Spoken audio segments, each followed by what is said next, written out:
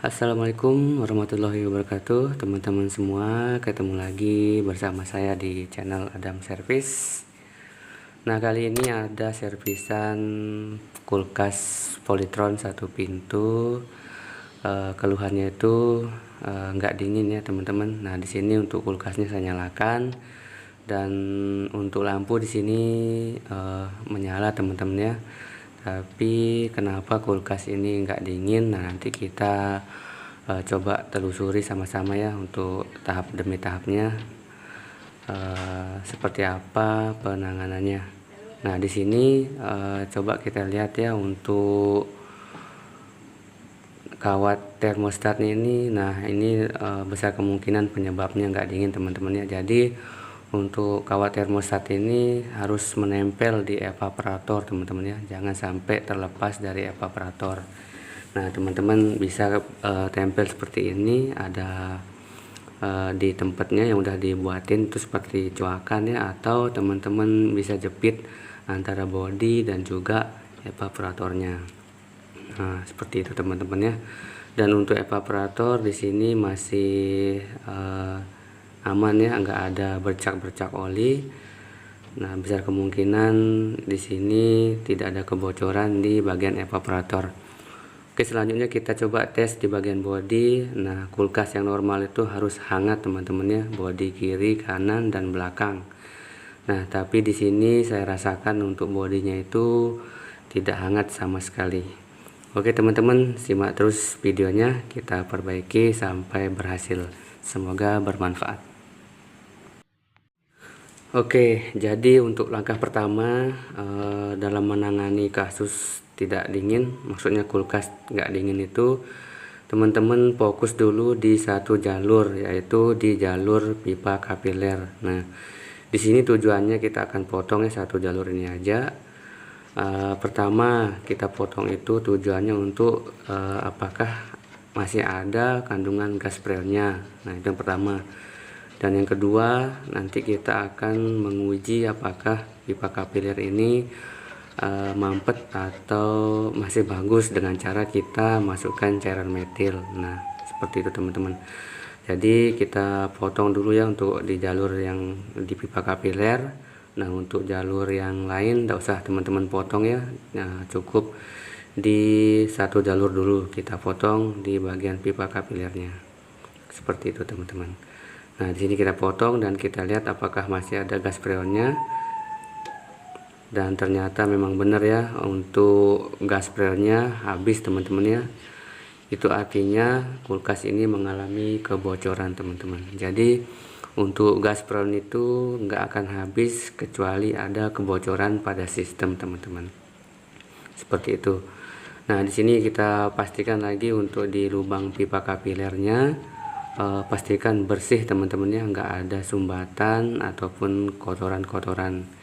Nah, di sini alhamdulillah untuk lubang pipa kapiler bersih ya, nggak ada sumbatan dari kotoran. Nah, selanjutnya di sini untuk tujuan kedua itu kita pastikan apakah hisapan dari pipa kapiler ini lancar dengan cara kita masukkan cairan metil atau Tauzon. Nah, itu tujuan yang kedua. Dan yang ketiga itu sekalian nanti kita flushing di bagian evaporator, karena kulkas ini terlalu lama didiamkan dalam kondisi nggak dingin ya. Akhirnya kompresor ini panas dan oli yang dalam kompresor memuai, akhirnya naik ke evaporator. Nah, nanti dengan cairan metil ini kita bersihkan sekalian cairan oli yang mengendap di evaporator. Nah, di sini kulkasnya kita nyalakan dan kita coba masukkan cairan metil atau Tauzon. Nah, kurang lebih 2 atau 3 tutup filter teman-teman ya. Oke, di sini kita coba masukkan, dan di sini tandanya itu kalau pipa kapiler ini normal, maka cairan metil ini akan terhisap sampai habis teman-teman ya. Nah, begitu juga sebaliknya teman-teman, kalau cairan metil ini enggak terhisap sampai habis, itu artinya pipa kapiler ini mengalami kebuntuan. Nah, solusinya harus ganti teman-teman ya, untuk kapiler yang baru dengan diameter yang sama. Oke, di sini untuk cairan metil alhamdulillah sudah habis ya, terhisap. Itu artinya kapiler masih normal ya teman-teman. Nah, ini untuk satu botol sudah habis, dan coba kita tambahkan lagi 2 tutup botol filter ya. Ini filter, tutup botol filter kulkas ya, yang warna orange. Nah, 2 tutup botol ini cukup ya untuk membersihkan sisa-sisa oli yang ada di dalam evaporator seperti itu. Jadi satu jalur ini 3 fungsi teman-teman ya. Pertama, untuk mengetahui apakah ada gas freonnya atau enggak. Kedua, untuk mengetahui pipa kapiler buntu atau enggak. Dan ketiga, untuk kita masukkan cairan metil ke evaporator dan selanjutnya kita flushing. Oke teman-teman, lanjut ke tahap berikutnya. Biarkan untuk cairan metil ini naik ke evaporator dan kita biarkan beberapa menit ya, untuk agar cairan metil ini menyatu dengan sisa-sisa oli di dalam evaporator, supaya nanti lebih gampang ya untuk bersihnya seperti itu. Oke, untuk pipa kapiler kita tutup supaya cairan metil yang masih tersisa di pipa kapiler terhisap sempurna dan mengumpul di evaporator seperti itu teman-teman. Nah, jadi untuk kasus seperti ini, menurut pengalaman saya pribadi, sekali lagi menurut pengalaman saya pribadi, kulkas ini mengalami kebocoran pada bagian kondensor bodi yang tertanam di dalam bodi teman-teman. Oke, selanjutnya nanti kita carikan untuk kondensor eksternal penggantinya teman-teman ya. Selanjutnya kita pasang di bagian belakang bodi kulkas. Oke teman-teman, di sini saya sudah belikan ya untuk kondensor eksternal, dan di sini kita pasang ya untuk di bagian belakang bodi kulkas. Nah, untuk ukuran kondensor ini menyesuaikan ya dengan besar kecilnya evaporator. Nah, untuk ukurannya itu beragam ya teman-teman, tergantung dari besar kecilnya evaporator dan juga kompresor. Oke, di sini untuk kondensor eksternal kita pasang ya, dan menurut saya ini alangkah baiknya kita kasih ganjel ya, seperti yang saya lakukan ini, dengan tujuan supaya ada sirkulasi udara antara bodi dan juga kondensor eksternal seperti itu teman-teman. Jadi supaya nggak terlalu panas teman-teman ya kalau menempel di bodi kulkas. Oke, kita kasih lagi 2 di bawah supaya lebih kuat untuk kondensornya, dan usahakan kita pasang itu yang rapi teman-teman ya, supaya lebih gampang nanti kita perbaiki kalau ada kendala ke depannya. Nah teman-teman, kalau mau pakai 3 juga bisa ya, yang penting intinya kuat aja. Nah, tapi di sini saya pakai 4 skrup ya, 2 di atas dan 2 di bawah. Takutnya nanti kesenggol kan malah terlepas lagi seperti itu. Oke teman-teman, di sini kita pasang dulu ya untuk kondensornya, pakai skrup aja ya, gampang, gak perlu pakai baut. Nah, ini sudah selesai ya, dan insya Allah cukup kuat untuk kondensornya. Oke, lanjut teman-teman, kita akan potong di bagian pipa pres untuk di bagian kulkasnya. Dan jangan lupa untuk setiap permukaan pipa-pipa itu teman-teman bersihkan ya dari debu-debu yang menempel, supaya nanti hasil pengelasannya itu lebih bagus. Nah, di sini untuk pipa pres kita potong. Selanjutnya nanti kita pasang ke kondensor eksternal yang baru kita pasang tadi. Oke, selanjutnya untuk pipa jalur pengisian freon. Nah, di sini teman-teman bebas mau pakai pentil juga bisa, mau pakai pipa kapiler nanti di las buntu juga bisa teman-teman, tergantung bagaimana menurut teman itu lebih mudah aja ya. Dan selanjutnya di sini kita potong di bagian pipa hisap atau pipa balik yang dari evaporator. Nah, di sini sekalian nanti kita flushing evaporatornya supaya lebih bersih dari sisa-sisa oli yang mengendap, teman-teman. Karena kalau nggak bersih nanti pada saat pengisian freon itu bakalan mampet, teman-teman ya, karena sirkulasinya itu nggak lancar. Nah, di sini setelah kita bersihkan, lanjut kita potong bagian pipa hisap atau pipa balik yang dari evaporatornya.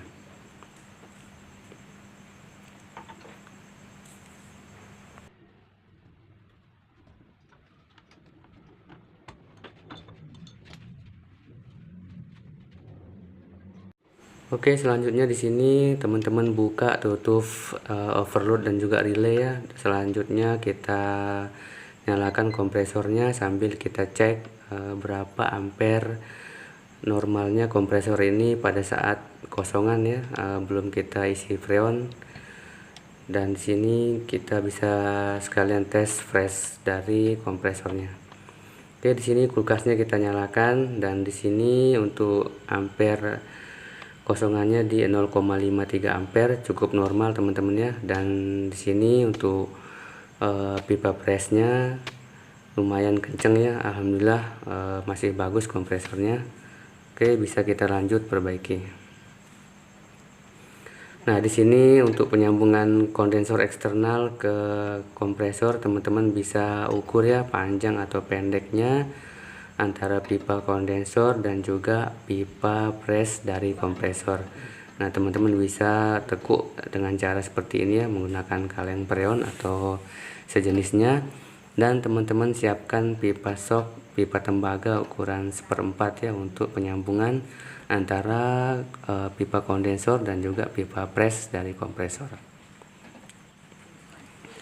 Oke, setelah itu lanjut kita las, dan sekali lagi untuk pengelasan antara pipa tembaga dan juga besi itu kita harus menggunakan bantuan boraks, teman-teman ya. Nah, di sini caranya itu teman-teman panaskan dulu permukaan pipa yang akan dilas, selanjutnya baru kita tempel menggunakan boraks. Setelah itu teman-teman kasih pakan las. Nah, seperti itu teman-teman ya, baru bisa menempel dengan sempurna untuk las-lasannya. Oke, gampang teman-teman ya. Nah, selanjutnya di sini kita nyalakan kompresornya dan sekalian kita flushing di bagian kondensor, dan kita cek apakah hasil las-lasan tadi itu bocor atau enggak.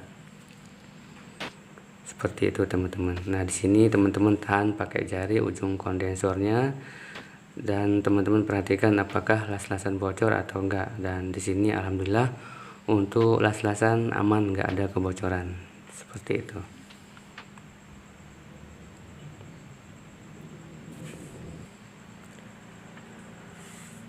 Oke, di sini untuk pengisian pipa pengisian freon, kebetulan untuk ventil pengisian saya habis teman-teman ya. Nah, di sini saya menggunakan pipa pengisian nanti saya las permanen aja teman-teman ya untuk pengisian pada freon ini. Nah, kita las sampai benar-benar menempel sempurna seperti itu. Oke, selanjutnya di sini saya pasang filter ya, dan saya selalu menggunakan filter isi teman-teman ya. Nah, di sini teman-teman ukur ya kedalaman pipa kondensor yang masuk ke filter, jangan terlalu dalam karena di situ ada semacam screen ya atau lubang saringan supaya nggak terlalu mentok di ujung pipa kondensornya. Nah, setelah kita ukur, lanjut kita las teman-teman. Nah, sekali lagi untuk penyambungan antara besi dan tembaga, teman-teman pakai borak ya. Nah, caranya seperti ini, panaskan pakan lasnya, baru tempelkan ke boraks dan celupin di permukaan yang akan dilas. Dan kuncinya di sini harus benar-benar panas teman-teman ya, media yang dilas seperti ini. Nah, supaya hasil las-lasannya itu menempel sempurna. Kalau memang masih ragu, bisa teman-teman ulangi las ya sampai benar-benar yakin las-lasan teman-teman itu nggak bocor seperti itu. Oke, di sini kita tunggu dingin dulu, baru kita tes press ya. Kita sekalian bersihkan sisa-sisa pengelasan yang tadi itu supaya keluar ya dari filter, dan kita cek apakah bocor atau enggak. Oke, di sini alhamdulillah untuk pengelasan aman, nggak ada kebocoran. Lanjut kita pasang pipa kapilernya. Nah, di sini untuk pemasangan pipa kapiler, teman-teman perhatikannya, kuncinya di sini juga jangan terlalu dalam dan juga jangan terlalu di luar seperti itu. Usahakan pipa kapiler ini di tengah-tengah supaya besar kemungkinan nanti kalau ada kotoran yang ikut terbawa itu enggak masuk ke pipa kapiler seperti teman-teman. Nah, di sini saya menggunakan pipa kapiler satu lagi yang pendek. Tujuannya di sini untuk kita flashing nanti ya teman-teman, di pipa kapiler yang pendek ini. Kalau teman-teman mau pakai satu juga nggak apa-apa, boleh-boleh aja teman-teman ya, sesuai selera teman-teman aja. Oke, di sini setelah kita atur posisinya, setelah lanjutnya kita las kembali. Nah, untuk sesama tembaga nggak perlu pakai borak teman-teman ya, tinggal teman-teman panaskan. Nah, kira-kira setelah merah baru teman-teman tempelkan kawat lasnya. Nah, seperti ini. Nah, kalau sudah merah itu secara otomatis akan meleleh ya kawat lasnya dan menutupi lubang-lubang yang di filter tadi.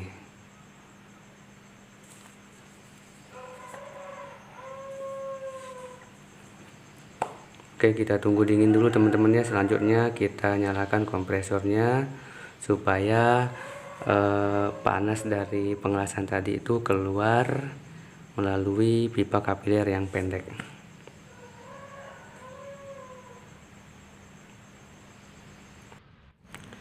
Nah, ini untuk filter sudah dingin teman-teman ya. Lanjut kita nyalakan kulkasnya dan biarkan dulu udaranya keluar melalui pipa kapiler yang pendek.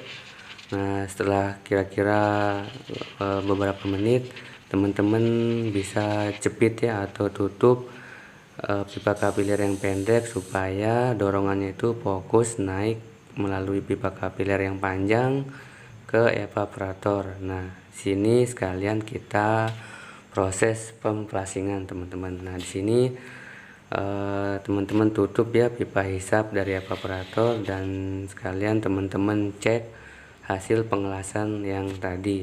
Kalau memang masih ada bocor, teman-teman las ulang ya sampai benar-benar nggak bocor. Nah, di sini kita mulai proses pemflasingan. Nah, teman-teman tahan sampai tangan teman-teman itu nggak kuat ya dan lepas. Seterusnya berulang-ulang sampai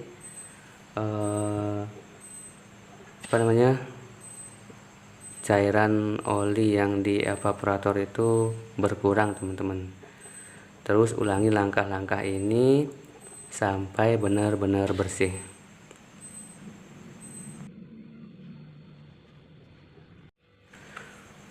Nah, ini setelah beberapa kali kita flashing teman-temannya, alhamdulillah untuk cairan oli di evaporator hampir bersih ya. Nah, di sini kelihatan ya, dari awal tadi kan banyak tuh di tangan. Nah, di sini sudah mulai sedikit. Itu artinya untuk proses pemflasingan hampir selesai teman-teman ya. Selanjutnya nanti kita akan sambung pipa hisap atau pipa balik. Selanjutnya kita vakum dan isi freon. Nah, ini untuk di tangan sudah lumayan bersih ya untuk cairan oli yang di evaporator. Selanjutnya kita matikan dan lanjut kita las untuk di bagian pipa hisap. Oke, di sini kita menggunakan pipa shock juga teman-temannya 1/4, dan teman-teman atur posisinya yang pas. Kalau sudah pas, selanjutnya kita las teman-teman. Nah, kuncinya pada saat perbaikan kulkas itu salah satunya itu ada di pengelasan teman-teman ya. Nah, kalau pengelasannya itu bocor, mau diisi berapapun, berapa kali pun, maksudnya akan tetap nggak dingin teman-teman, karena freonnya itu habis terbuang karena ada kebocoran. Nah, jadi intinya teman-teman usahakan pada saat pengelasan itu benar-benar rapat, nggak ada kebocoran, seperti itu teman-teman. Kalau memang ada pertanyaan, silakan tulis di kolom komentar teman-teman ya. Kita sharing-sharing pengalaman, terutama untuk teman-teman pemula ya, yang baru mulai servis kulkas. Kita sharing-sharing, coba tulis di kolom komentar. Oke, selanjutnya di sini kita masukkan ya katup ventilnya di pengisian freon, maksudnya di pipa pengisian freon. Dan selanjutnya di sini kita akan melakukan proses pemvakuman. Nah, di sini saya menggunakan mesin vakum 1/4 PK. Teman-teman juga bisa ya menggunakan vakum body, tergantung selera teman tuh seperti apa. Mau vakum body boleh, mau pakai mesin vakum juga boleh. Nah, di sini untuk selang warna biru kita sambung ke pipa pengisian freon, dan selang warna kuning kita sambung ke alat vakum. Dan selanjutnya alat vakumnya kita nyalakan, dan teman-teman buka untuk valve warna biru yang dari arah pipa pengisian freon teman-teman, dengan tujuan supaya udara yang ada di semua jalur perpipaan di kulkas ini terhisap sampai habis oleh mesin vakum, seperti itu. Dan kita tunggu kurang lebih 30 menit teman-teman ya. Nah, setelah kurang lebih 30 menit, di sini jarum menunjukkan dah di 0 psi. Selanjutnya teman-teman tutup ya valve-nya, dan kita tunggu kurang lebih 5 menit dengan tujuan apakah masih ada kebocoran atau enggak. Nah, nanti setelah 5 menit itu kalau memang ada kebocoran, maka jarum manifold akan naik teman-teman ya, seperti itu. Kalau stabil baru kita lanjut isi freon.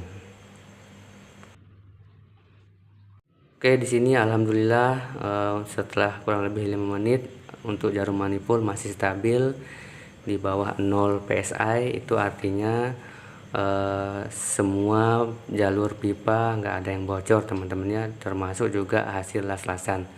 Dan selanjutnya selang warna kuning teman-teman cabut dari mesin vakum, dan teman-teman pasang ke gas freonnya. Nah, di sini saya menggunakan gas freon kalengan teman-teman ya. Nah, di sini merek gas merek freonnya itu Bailian ya. Menurut saya ini bagus ya untuk jenis freonnya. Dan teman-teman buka valve freonnya. Nah, untuk udara yang terjebak di selang warna kuning ini teman-teman buang ya melalui keran manifold sebelahnya itu, supaya yang masuk ke kulkas itu murni gas freon, nggak ada campuran udara. Setelah itu baru teman-teman buka valve yang warna biru yang menuju ke kompresor kulkas. Nah, di sini teman-teman biarkan ya untuk gas freonnya masuk, nanti kurang lebih mentok di 50 psi. Nah, ini kurang lebih teman-teman ya untuk tekanan gas freon kurang lebih di 50 psi. Dan selanjutnya teman-teman tutup valve-nya. Setelah itu baru kita nyalakan kulkasnya. Nah, di sini maka secara otomatis gas freon itu akan terhisap dan didorong oleh kompresor, terus bersirkulasi seperti itu teman-teman ya. Nah, di sini biarkan dulu kurang lebih 2 menit. Setelah itu baru teman-teman buka lagi, isi pelan-pelan. Nah, sambil kita amati di pipa pres dan juga di bagian kondensor dan di filter itu mulai hangat. Nah, itu artinya sirkulasi sudah berjalan lancar teman-teman. Pipa pres, pipa kondensor, dan juga di filter sudah mulai hangat. Baru teman-teman tambahkan sedikit demi sedikit gas freonnya seperti itu. Jadi kita ulangi langkah-langkah ini sampai nanti kurang lebih di 10 atau 15 PSI teman-teman ya. Nah, kalau udah 15 PSI saya rasa cukup, dan kita lihat ampere di kulkasnya. Teman-teman bisa lihat di nameplate-nya itu teman-teman ya, kurang lebih di 0,6 sampai 0,7 ampernya. Kalau sudah seperti itu, kita sudahi pengisian freonnya.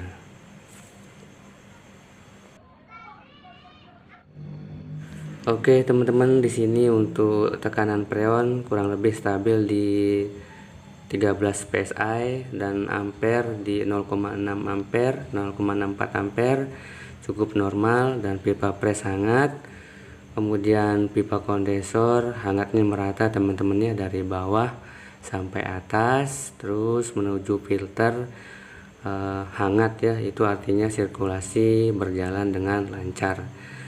Dan di sini sudah saya taruh alat ukur teman-temannya untuk suhu di dalam evaporator sudah mencapai di minus 2,4, terus dingin teman-temannya. Alhamdulillah untuk kulkasnya sudah dingin kembali. Dan di sini kita cek untuk di bagian evaporator, kalau sudah dinginnya merata, teman-teman nggak perlu tambah lagi untuk gas freonnya teman-teman ya. Karena sudah merata, teman-teman sudahi pengisian freon.